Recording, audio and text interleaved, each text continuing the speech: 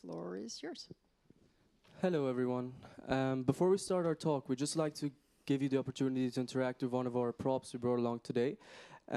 So if you could open your Wi-Fi networks and find network Elpis, type in the code Project Elpis to connect to it, and into your browser the numbers 10.10.0.1.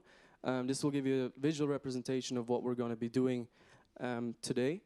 So Alex and I are two undergraduate students at the University of Edinburgh, and we have started a non-profit that envisions a world where access to education and free electricity can be made available to all through solar power and mobile technology. So if you now take a step back and imagine leaving behind everything you've ever known and being left with only one way to contact your family, to transfer information and to access information, then suddenly what just seemed like a phone has become a lifeline. So essentially, 10 months ago, when Elpis was just an idea, we are now providing free electricity to over 18,000 mobile phones every single month across 6 refugee camps in Greece. This is made possible through our solar hub, which you can see up there. It's equipped with 12 plugs and a charging autonomy of 10 hours. So each unit charges 3,600 mobile phones every month in every refugee camp. We have established partnerships with half of all military control camps in Greece, as NGOs and Greek authorities value the social, economic and environmental benefits of our solar hub. Following our successful crowdfunding campaign, we're now working towards upgrading our solar hub to not only charge phones, but also act as an education and information platform. Exactly. So basically, to connect to the Raspberry Pi, what we've done is essentially we have programmed this low-cost open source computer to store educational content on it, which will then be made available to refugees through their mobile phones that don't have access to internet. So it's all an offline solution. We've been working on it with the informatics department of Edinburgh University as well. And yeah, services will include translation services. They will include textbooks and asylum information, lots of different useful things for refugees. We have learned that our approach is scalable, and it can solve the problem of inaccessible and unreliable electricity sources often encountered across refugee camps, as well as the provision of information and educational content to camp residents. We facilitate the point of contact between humanitarian digital service providers and refugees, enabling their upskilling while increasing their future integration prospects.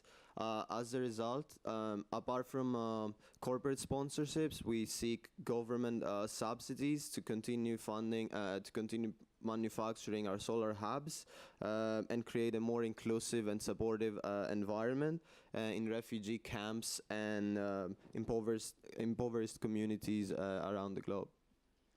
So by addressing both education and access to clean energy for all, we are in actually 2 sustainable development categories, and through that we realize that the responsibility to give back can't stop with just refugees in Greece, but we want to we've sort of proven our concept, and we want to scale our approach beyond Greece, which is why we've started conversations with government officials in the Central African Republic, and we are essentially trying to scale our approach beyond Greece and in other refugee communities worldwide. Yeah. Thank you very much. Thank you. Thank you.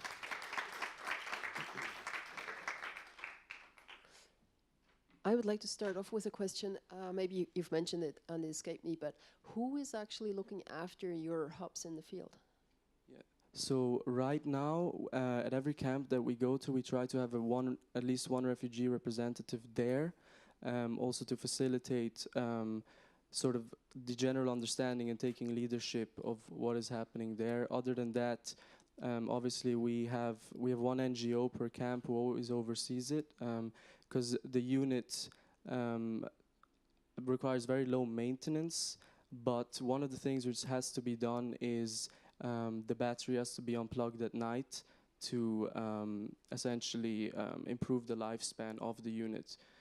We are collaborating with a local supplier in Greece that is producing everything at no profit, and there is a warranty on our product as well, but to increase the lifespan. Plus the camp managers are really supportive, so we have support both of the camp managers and the military running the camp, so if a problem comes up, they can phone us and we can replace it, along with our partners there. Thank you. Do you have a question? Do you also help to provide mobile phones? Does everybody has a mobile phone? Actually, around 86% of refugees have a mobile phone. And if not, if you look at studies done by the UN and other bodies in camps, especially in the Middle East, there's actually a big gender gap between who can use mobile phones. Is something we've seen as well. But everyone in the end has access to a mobile phone, even if it is through a household member. Maybe they may not directly own one, but they have access to one. And it's very much their only way to access any sort of information when you're in a situation when you're stuck and there's nothing really, there's nothing given to you, there's no prospects. And yeah, also by piloting our project and visiting camps, we realized that boredom is it's striking, like boredom is a main thing in the camp. So hopefully now with the educational content and all the services, kids and people that don't have the chance to go to school or generally kill some time, maybe now they'll be enabled. Certainly very important work that you guys are doing. I was wondering whether you've observed that these spots become, in terms of group dynamics, do they become more like, social hubs, or do they become more like hubs of tension? Because at the end, you said, I think you have 12 plugs, so it's not enough for everyone. So how do they solve that? Yeah, so that's a very good question. The plugs are limited, as you said. There's the camp dynamics are very important to consider. So the first camp we went to is an abandoned airport in Athens called Elenico, and sorry, it's mainly Afghanis there. So as you said, the dynamics are very important, and we try to take this into account before we go at all times, because they can lead to tension, as you said. And what's your experience so far? Well, the experience so far, the camps we've gone have around 800 people per camp.